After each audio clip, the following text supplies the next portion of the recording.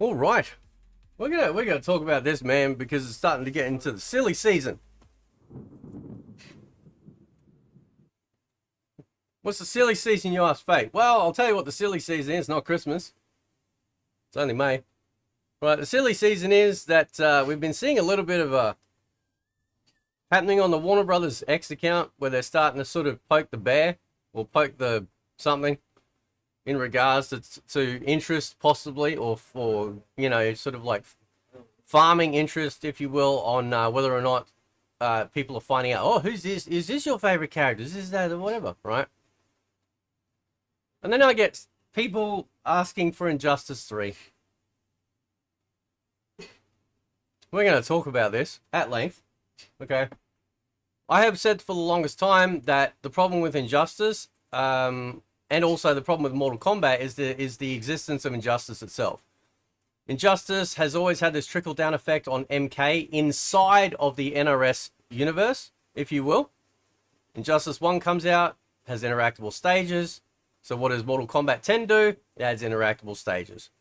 Okay? And then we get Injustice 2 with their absolutely woeful and horrific loot box system with the mother boxes.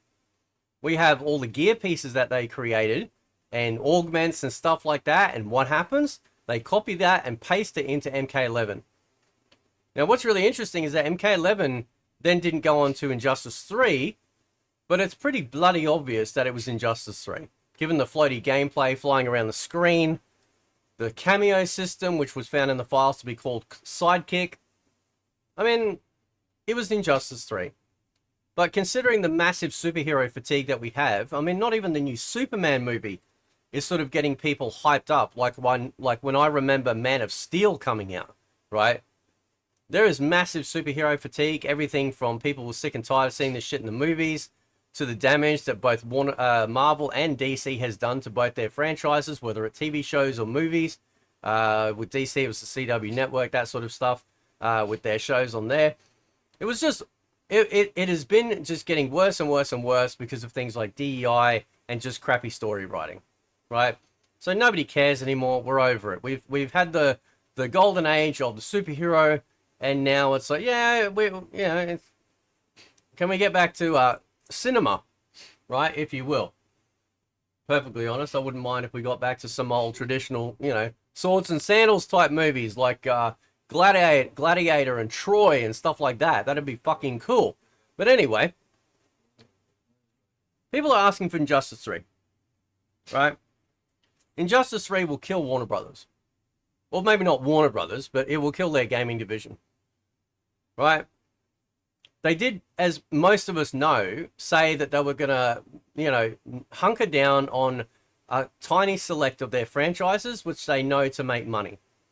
So all the touting of the 5 million sales that Ed Boon puts out there, it's one of two things. Either the game was a financial success or it wasn't. Because if they were trying to look to make MK11 numbers, then, I don't think it's going to happen. Well, it's definitely not going to happen, right? But if they were looking to get those numbers with the new era, they have fallen 10 million short. I think is it 15 million that MK11 did? I think it was 15 million, right? And it makes sense when you think about it, because we had a hiatus. We had to sit through an Injustice game to then get to the next Mortal Kombat. Except in this instance, right, what we're going to have is a trickle up instead of a trickle down. That we have shit from Injustice 2 trickle down to MK11, right? And then what was going to be Injustice 3, which is why we don't get any of the knock-on type stuff from MK11 in MK1, because Injustice 3, aka Mortal Kombat 1, just like the previous Injustice games, has some, there are some big differences between Injustice 1 and Injustice 2, right? So if they make Injustice 3, and we'll talk about shills in a minute, if they decide to announce Injustice 3, it'll be the end of the Warner Brothers gaming division. Those few times where it's come out over the years that they've been talking about wanting to sell off some of these franchises or the division or whatever, I always am hopeful that they do. But they never do, right? Because I think in the hands of Japanese developers or somebody else, that Mortal Kombat could flourish again. They would take over the IP. They would, you know, be able to pick and choose their team. If they give it the Marvel Rivals treatment in terms of respect to the characters and the lore, then you find somebody like that with Mortal Kombat, and we're good to go. 100% we're good to go. Right? So, Injustice 3. Well, let's talk about Injustice 3. It'll be the end of the Warner Brothers gaming division. I'm sure it will have a good cast. Sure.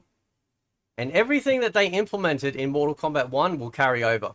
The cameo system will be renamed to what it was supposed to be originally called for its development, which is sidekicks. You'll have super moves instead of the fatal blows. You'll have all the floaty combat and flying through the air. It'll be exactly as what Injustice 3 should have been, but was initially announced as Mortal Kombat 1. Which is why I've said, if they put a skin suit or a mod for Injustice over the top of MK1 right now, it'd play like Injustice 3. 100%. Okay? So, but it will be the end of the gaming division because of, like I said, hero fatigue.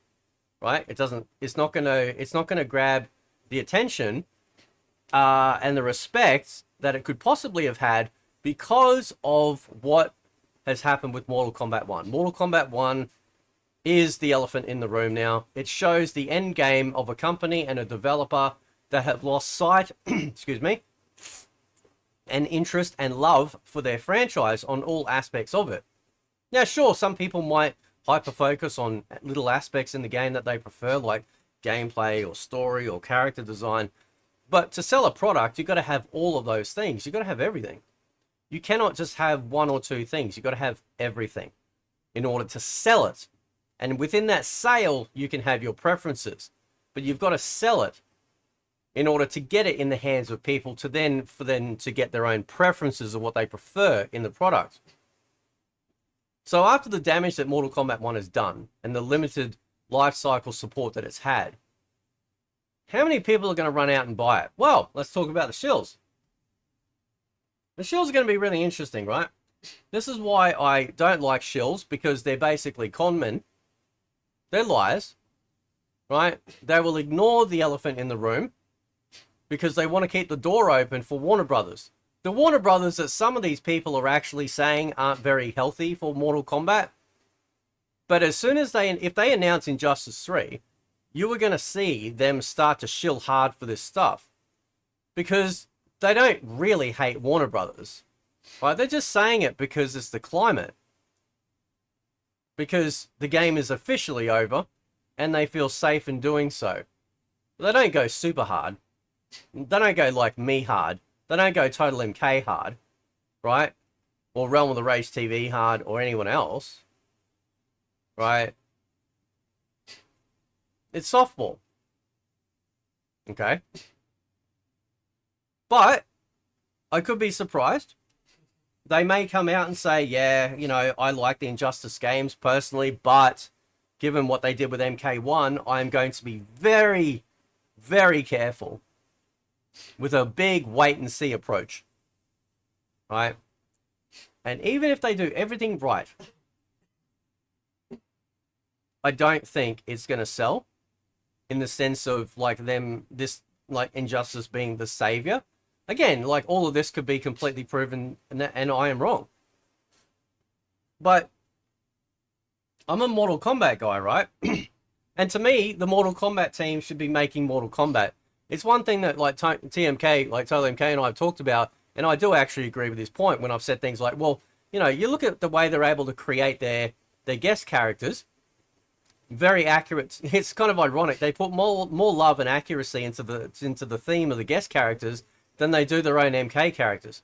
So why don't they make a horror fighting game or something like that? And TMK's like, no, I want the Mortal Kombat team to make Mortal Kombat, and I actually agree with him. Right, they absolutely should. You know, Midway and the Mortal Kombat games were synonymous with each other. Anytime anyone really thought of Midway, Mortal Kombat was what really put them on the map.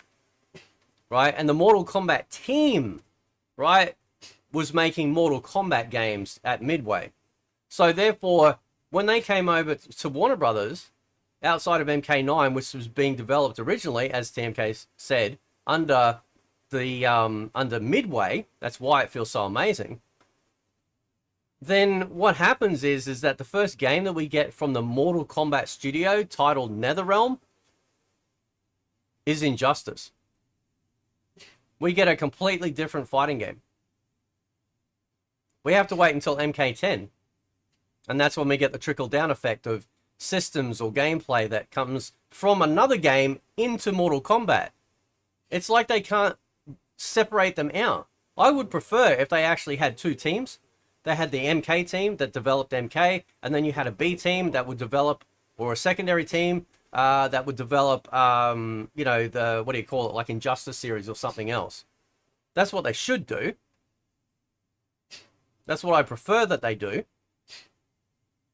And I don't want one team infecting the other. I don't want Mortal Kombat stuff in Injustice and vice versa. I don't want them to even rub tips. Get my meaning? Leave that shit alone.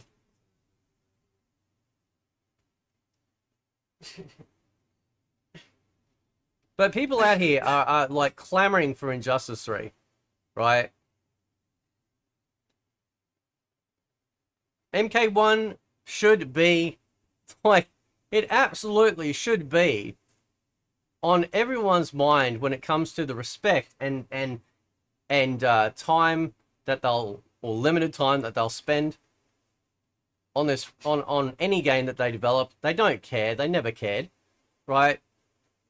But the problem with people that get emotionally attached to stuff like this, depending on how deep it is that they just don't care about anything else. Oh, I'm getting an Injustice game. That's all I care about. Don't speak ill of it. Don't say anything bad. You've just got to love it. Consume product and be excited for next product, right? And if they announce it, it's over. It's over. If they can't sell more than 5 million copies of the latest Mortal Kombat game, a franchise that's been around for now this year, 30 years, I think it's this year, yeah, then something's wrong. Now, I guarantee you that if they made Mortal Kombat 1 a one-on-one fighting game, it probably would have sold better, right? I probably would have invested more time into it, despite the still grievances that I actually have with it, because at least I didn't have to worry about the dumbass cameo system, for me personally anyway, right? But how could anyone after MK1 just blindly go, oh, Injustice, yay! And then we're going to get the AI thumbnails coming out from Undies and whoever else about, oh, can't wait, who's going to be the next character? Can't wait, this is going to be great, blah, blah, blah. Probably. I mean, we're just talking about patterns of behavior here, right? Sure, people can change, but they often don't. Because they want the access. Because they're willing to sacrifice a part of themselves to be the head person that people are looking to. Oh, it's this channel I'm coming for guys. It's this channel I'm coming for the news. It's this channel I'm coming for the, you know, for the inside scoop. And they'll sit there and tell you on the side, podcast, behind closed doors, yeah, Warner Brothers shit. I'm really worried. Tells a different story when they put it out there in the ether, though. Right? And I don't have to do or say anything about it because people know what these scammers are like. Right?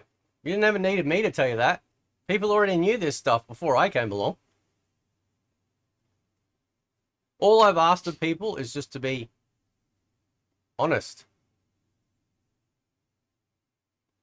Is that so hard? We're talking about video games here.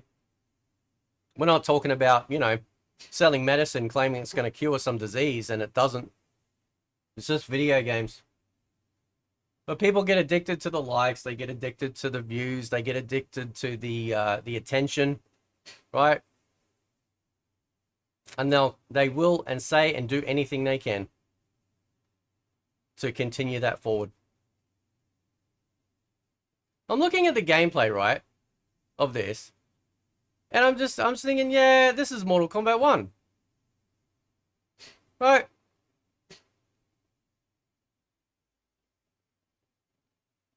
I don't know, man. I think it's going to be the end of them if they announce it. Right? And every single MK1 fan out there, or MK fan in general, should be absolutely having a wait and see approach.